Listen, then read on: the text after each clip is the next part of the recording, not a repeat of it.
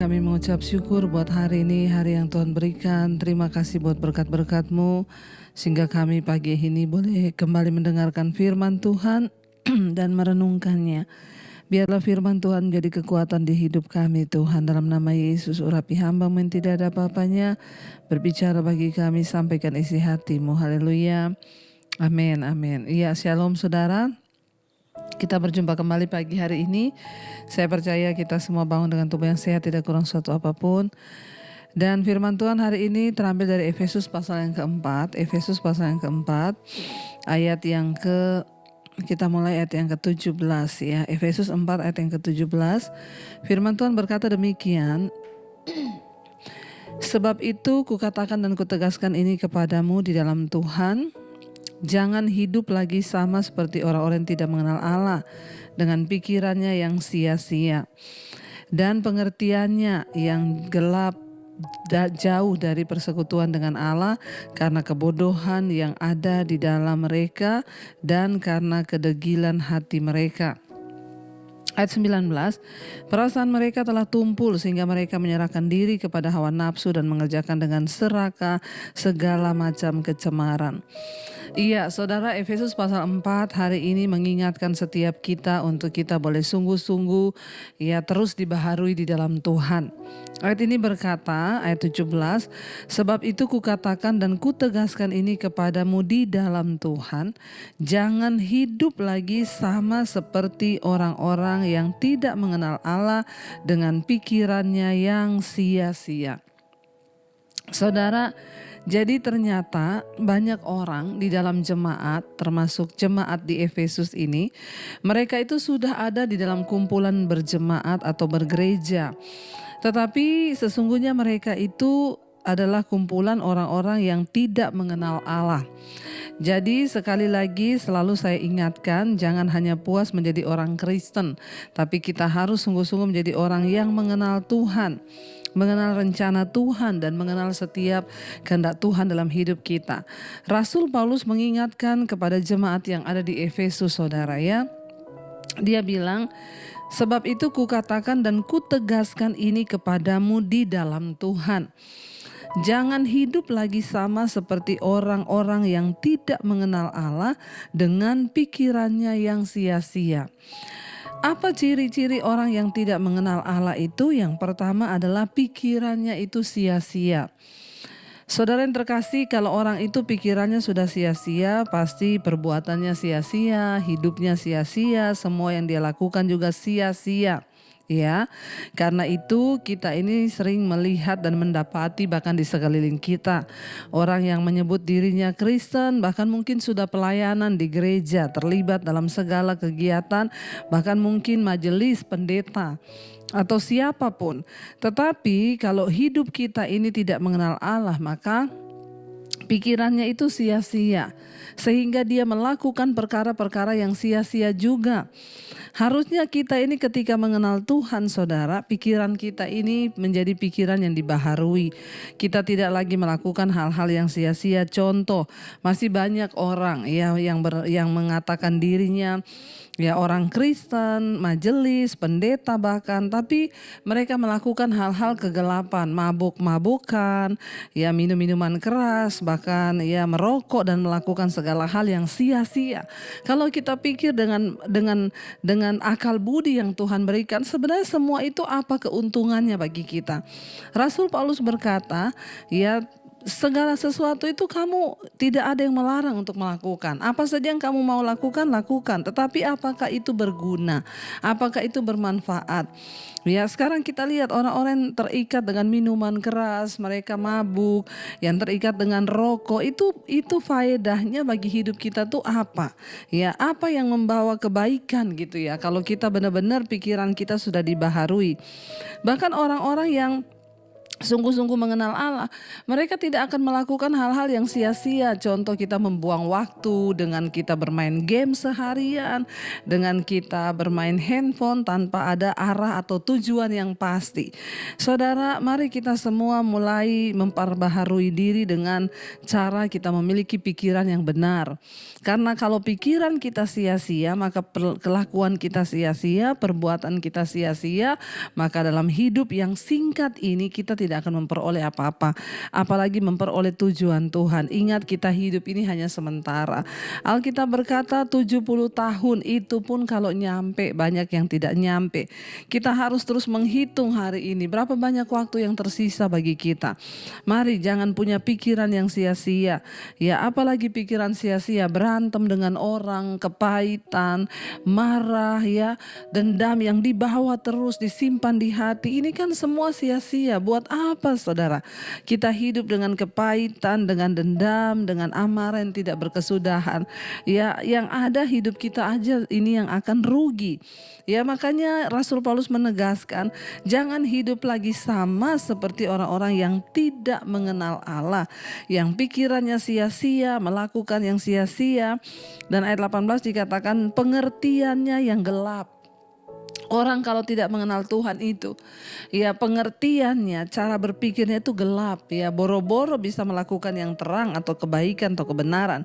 Ya, pengertiannya saja gelap, jauh dari hidup persekutuan dengan Allah karena kebodohan yang ada di dalam mereka dan karena kedegilan hati mereka.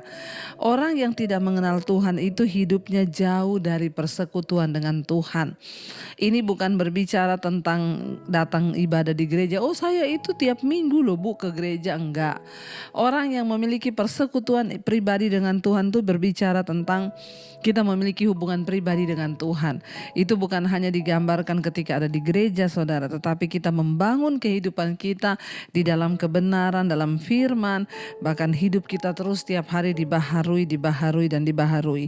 Kenapa, saudara? Karena hanya orang-orang yang mengalami Tuhan, pikirannya dibukakan, pengertiannya diterangi, mereka lah yang akan melihat hidup yang berkualitas di dunia ini. Nasibmu akan berubah, saudara.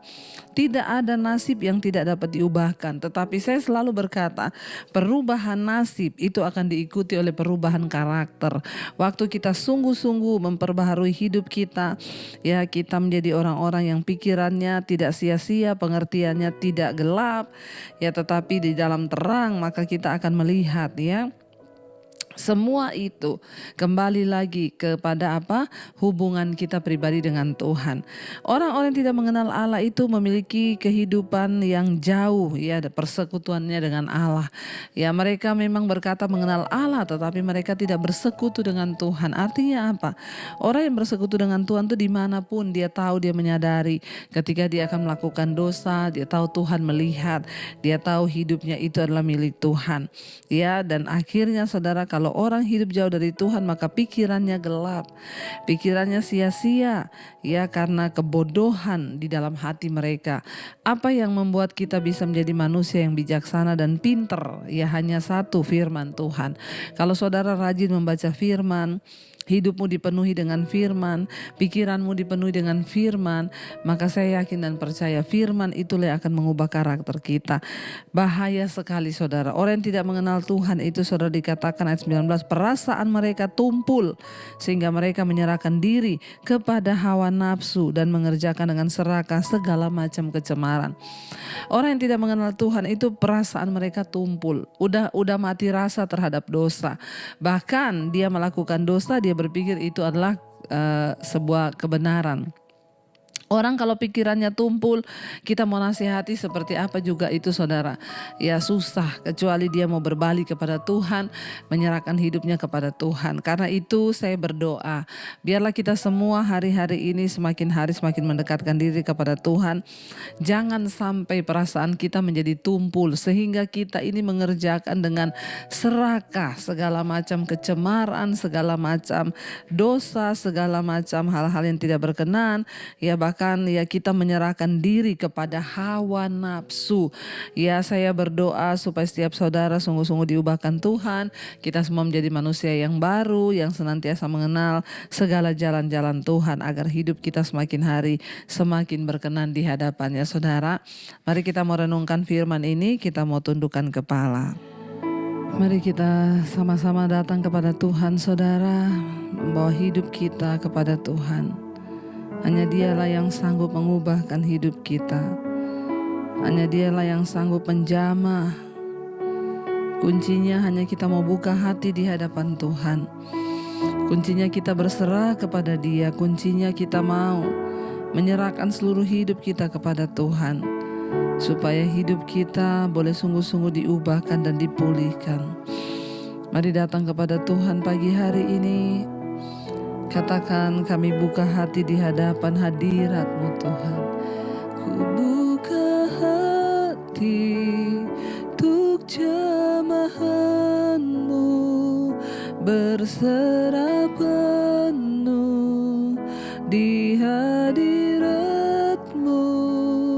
Kau ambil alih seluruh hidupku di altar-Mu, menyembah kami buka hati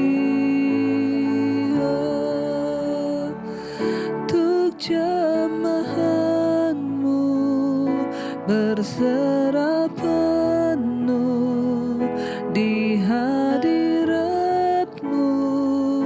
Kau ambil alih seluruh hidupku di altar-Mu, menyembah-Mu.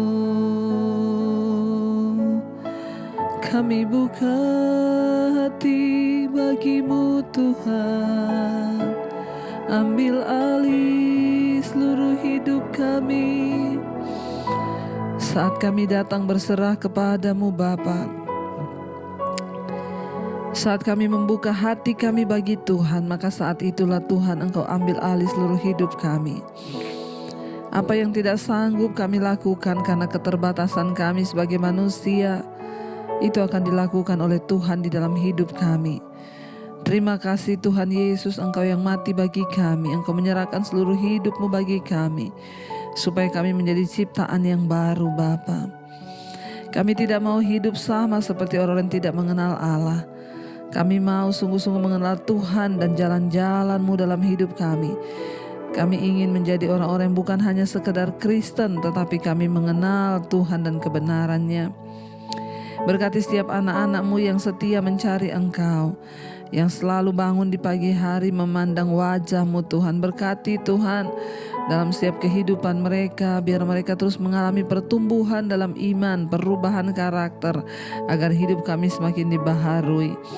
Berkati Tuhan setiap mereka yang hari ini sedang ada dalam pergumulan yang berat, sakit penyakit, masalah hutang piutang, apapun Tuhan turut bekerja. Biarlah hari ini menjadi hari yang penuh sukacita dan damai sejahtera bagi kami. Sertai setiap mereka yang bekerja Tuhan hari ini, yang bekerja di rumah, di luar kota. Tuhan menyertai, melindungi, menjagai yang sekolah, yang kuliah. Tuhan juga menjagai, tutup bungkus dengan kuat kuasa darah-Mu Bapa, agar hidup kami senantiasa memuliakan nama Tuhan. Berkati Tuhan untuk setiap mereka juga yang berulang tahun pada hari ini, umur panjang di tangan kanan, kekayaan hormat di tangan kiri, ketika kami sungguh-sungguh hidup mencari perkenanan Tuhan. Kami berdoa semakin bertambah kedewasaan jasmani, bertambah pula kedewasaan rohani di dalam Tuhan. Terima kasih Tuhan, menyerahkan bangsa dan negara kami dalam tangan-Mu. Engkau memberkati bangsa dan negara ini Tuhan. Biarlah anugerah-Mu tercurah bagi Bapak Presiden Jokowi, wakilnya, seluruh jajaran kabinet TNI Polri juga Tuhan menyertai. Terima kasih Bapa. Kami sama-sama menyerahkan hidup kami dalam tangan Tuhan pada pagi hari ini. Mari kita berdoa. Bapa kami, saudara, Bapa kami yang ada di dalam sorga, dikuduskanlah nama-Mu. Datanglah kerajaan-Mu. jadilah kehendak-Mu di bumi seperti di sorga. Berikanlah kami pada hari ini makanan kami yang secukupnya, dan ampuni kami akan kesalahan kami, seperti kami juga mengampuni orang yang bersalah kepada kami.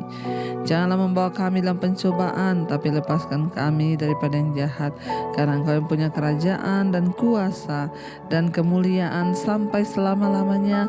Mari buka hati dan tangan-Mu, saudara, terimalah kiranya berkat dari Allah Bapa, cinta kasih Tuhan Yesus Kristus, penyertaan Allah Roh Kudus menyertai hidupmu mulai hari ini bahkan sampai kali yang kedua. Tuhan Yesus datang menjemput kita, nama kita tercatat dalam kitab kehidupan. Dalam nama Tuhan Yesus yang percaya diberkati Tuhan, katakan bersama, amin, amin, amin. Tuhan Yesus memberkati. Shalom dan Immanuel.